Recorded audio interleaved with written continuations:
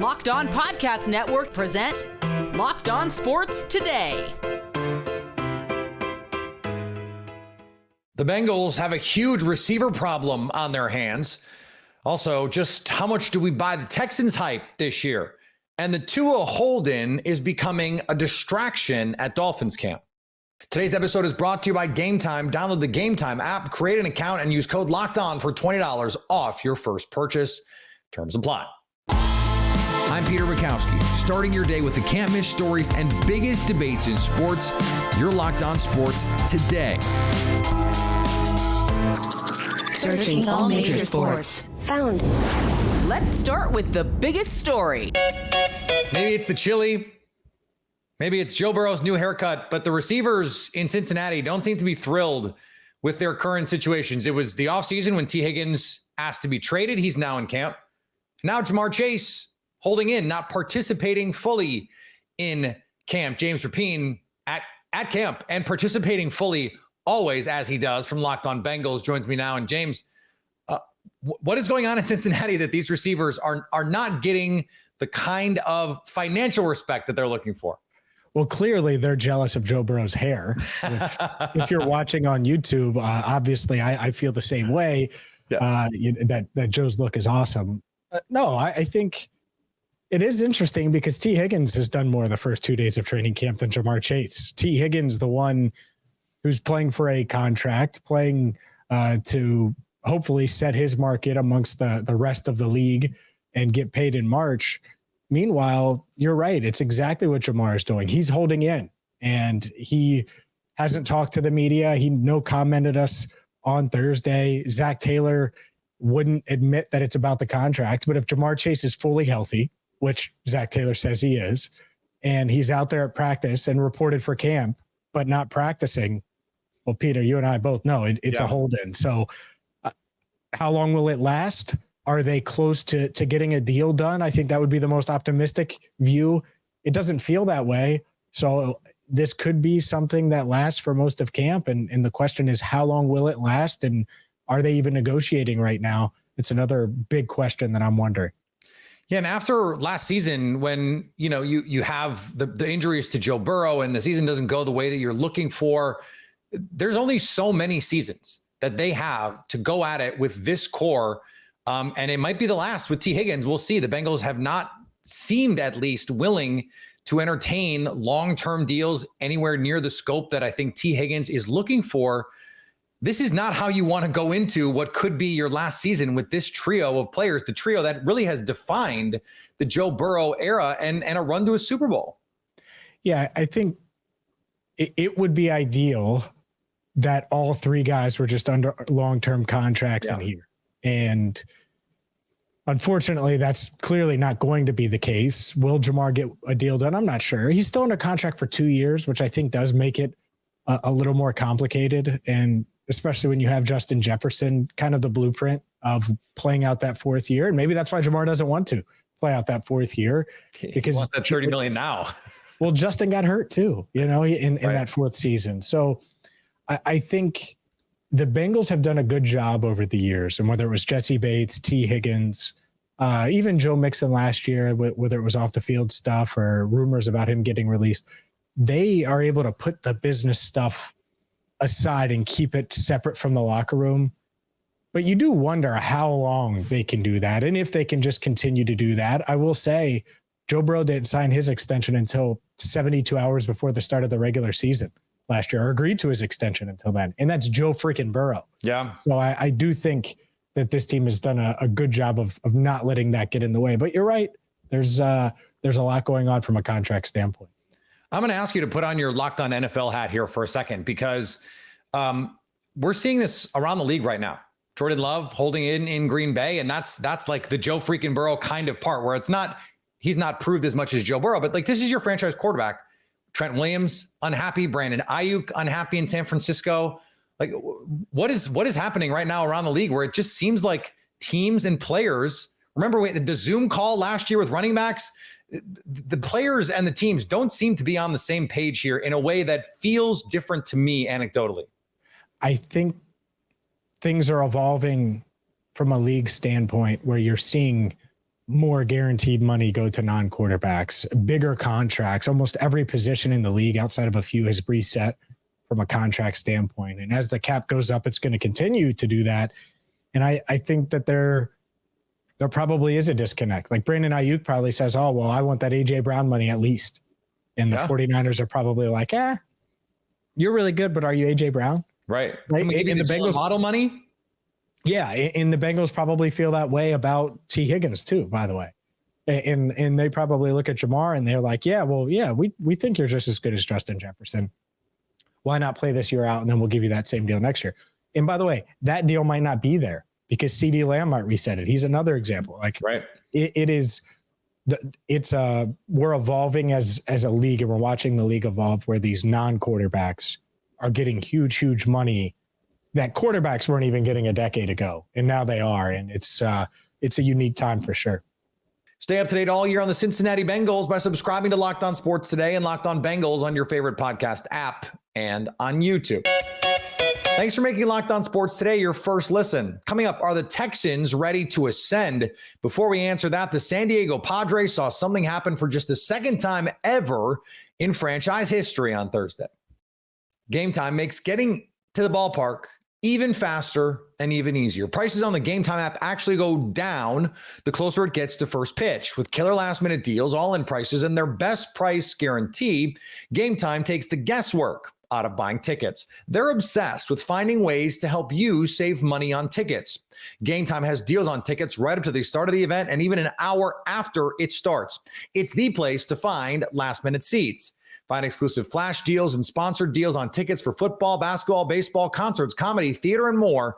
And the Game Time guarantee means you'll always get the best price. If you find tickets in the same section and row for less, Game Time will credit you 110% of the difference. Take the guesswork out of buying tickets with Game Time. Download the free app, and new users can get $20 off their first purchase with code Locked On. Terms apply. That's code Locked On for $20 off your first purchase with Game Time. Download the Game Time app today. Last minute tickets, the lowest price guaranteed. If you're catching this episode after hearing your favorite Locked On show, make sure to subscribe to Locked On Sports Today on YouTube or wherever you get your podcasts so you never miss an episode. When the Nationals finished their game with the Padres, they ceased to have any hits. All right, I will cease and desist on this one. Dylan Cease became just the second pitcher in San Diego Padres history to throw a no-hitter on Thursday. And just like that, everybody, Dylan Cease, I don't know if y'all heard the news, no-hitter, the second in Padres history. I can't believe it. Just a random, rare early game for the Padres. Amazing stuff. The Padres all year have been, back and forth in the stands and all that. But one thing that has been true, and this is another example of it, is that they've had so many more unbelievably cheerful and joyous moments, from Jerks and Profar's walk-off heroics, to Luis Arraez walk-off heroics, who, by the way, Arraez, last time Dylan Cease with the White Sox went 8 2/3 and got his no-hitting broke up, you know who did it? Luis Arraez. That's crazy, and sports are beautiful. How can you not love it? Amazing, amazing game. Love to see that. And you know what? Gotta say it, AJ Preller deserves credit, because I don't know where this pitching staff would be without Dylan Cease. And in general, it's amazing. You had Musgrove's no-hitter from a while back. Just this generation of Padres baseball, just absolutely incredible, and I can't wait to see more. Back on the training camp field is Kendre Miller in danger of losing his spot behind Alvin Kamara on the New Orleans Saints depth chart. What's going on, everybody? Ross Jackson here from the Locked On Saints podcast, coming at you from the beautiful Claire Trevor School of the Arts. This is where I got my MFA, and this is where the New Orleans Saints are practicing. It's kind of weird, but it's been awesome. New Orleans Saints just wrapped up practice here for day 2. Biggest story, likely, no Kendre Miller. Remember, he had the hamstring injury after day 1 of practice that led to head coach Dennis Allen pretty much calling him out, right? Saying that it was, he's got to be able to find a way to stay on the field, that it's going to be tough for him to make a roster from the training room, all those other things. So with him not present today, missing the first day after that injury, Jordan Mims, former Fresno State running back, moved up in reps behind Alvin Kamara and behind Jamal Williams, and just looks comfortable. He continues to look very comfortable going through individual drills, running in this system, all of that. And then you had 2 more interceptions today. New Orleans Saints defense starting strong as it typically does during training camp. We'll see how things even up. For more, make sure you're checking out Locked On Saints every single day. And here's a name to remember: Jaguars safety Andrew Wingard. There's Tony Wiggins of Locked On Jaguars live at the Jaguars training complex, where today practice concluded with one guy standing tall as the hero, and that is Andrew Dewey Wingard, the veteran safety who people forgot about. And I think we need to not do that. I think everyone has a fair chance to make this team. Why am I bragging about Andrew Wingard? 2 interceptions, both in the end zone, both in spectacular fashion.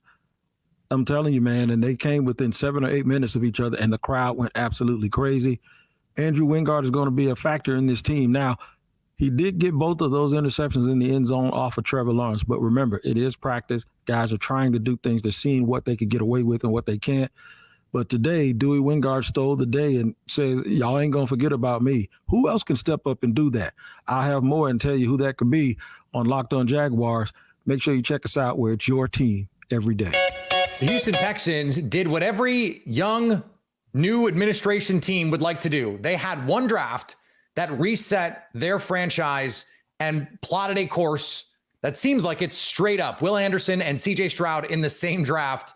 It's going to be hard to match that for any team in the near future. And that has expectations through the roof after they went to the playoffs last year, won a playoff game, then added Stephon Diggs, among others, in the offseason. John Hickman from Locked On Texans joins me now. And John, the expectations, as I mentioned, are now sky high. There are real expectations on this team. They snuck up on everyone last year.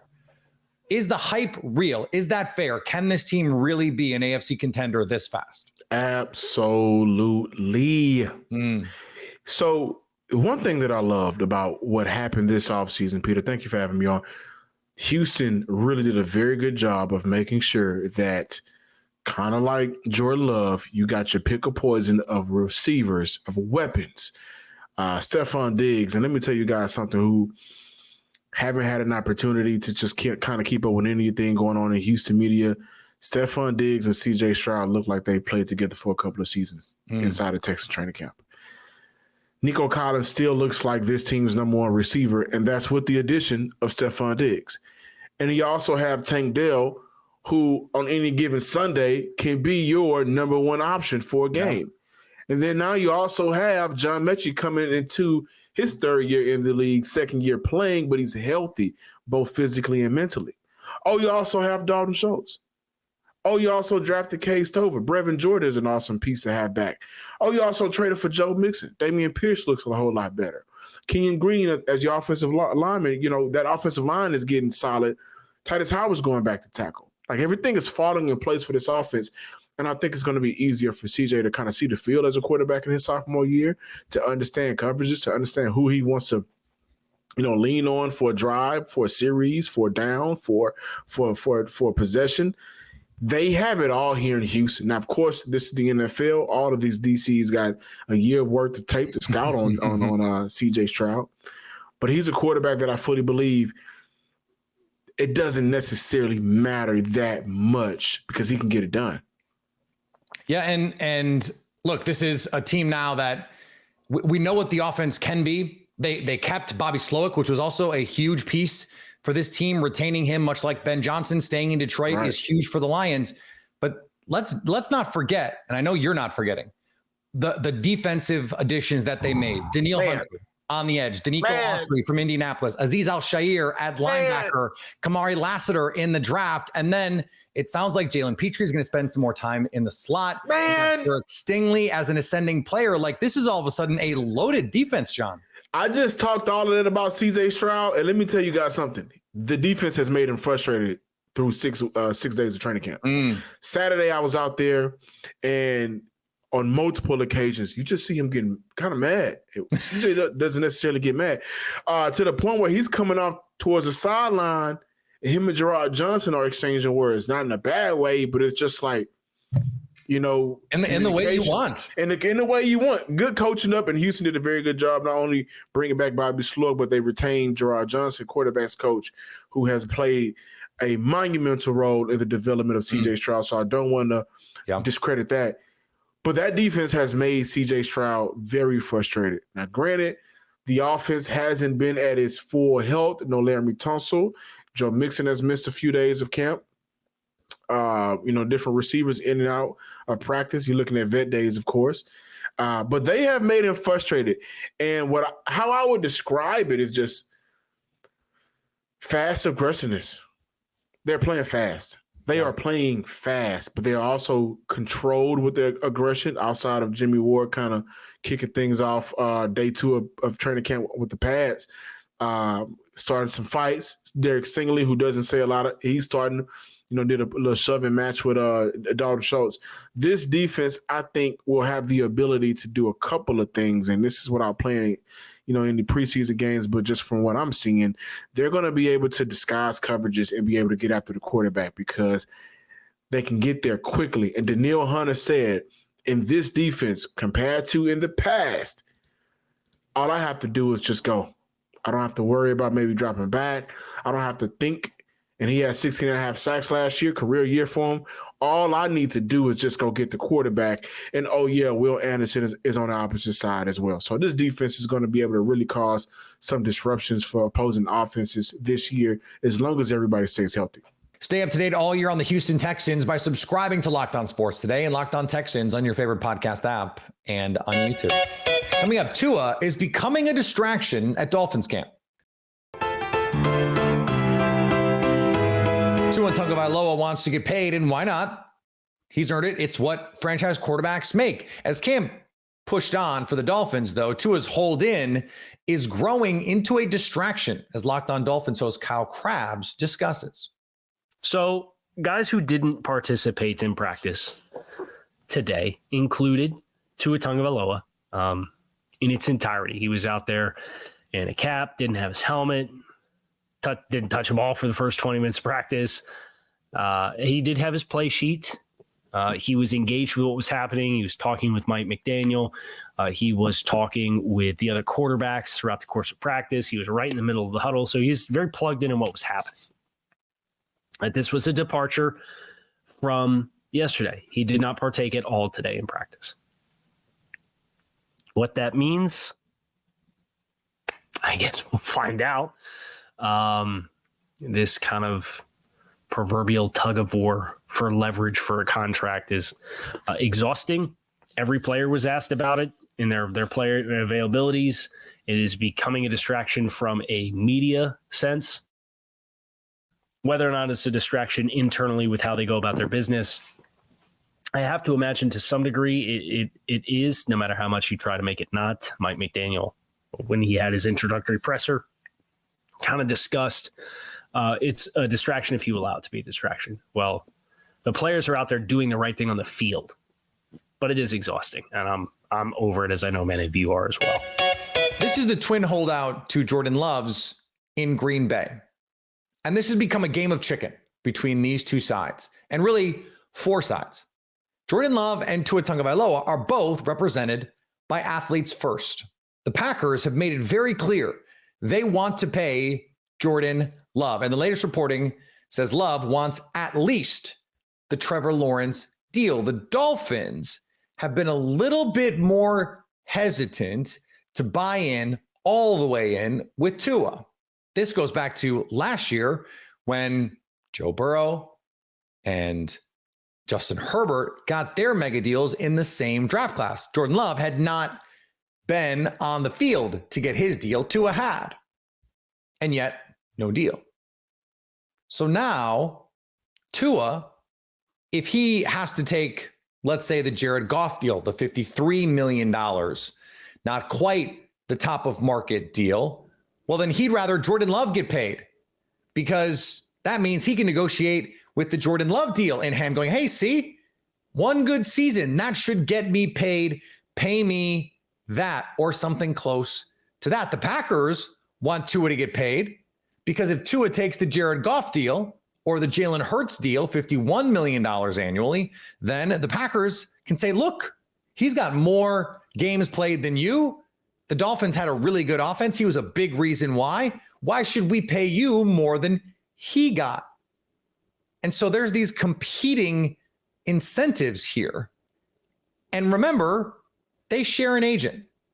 That complicates all of this, which means we may not get a resolution anytime soon. And finally, Jim Harbaugh is never a man of few words. And even when he is, the words are just spectacular. When asked about his first day at Chargers camp, Harbaugh had, well, listen. There's definitely changes, but yeah, I mean, just the way it feels. I mean, it feels like New Year's Day. You know, feels like being born. Feels like coming out of the womb. You know, it's like you're in there and it's comfortable and it's safe, and now you're out. You're born. The lights are on. It's bright. You got chaos. People looking at you. People talking at you, and just feels good to have it happen. What else is there to say? If you're catching this episode after hearing your favorite Locked On show, make sure to subscribe to Locked On Sports Today on YouTube or wherever you get your podcasts so you never miss an episode. Also, if you're a new subscriber to Locked On Sports Today, we're here for you with the biggest stories in sports every day. Coming up on the next Locked On Sports Today, who will be the biggest player traded at the Major League Baseball trade deadline? So at least until tomorrow, stay locked on sports today. Locked On Podcast Network presents Locked On Sports Today. For more episodes of Locked On Sports Today, go to our video on demand. Click on Sports at the top of your screen. There, you'll find past episodes of Locked On Sports Today, plus other Locked On shows on demand.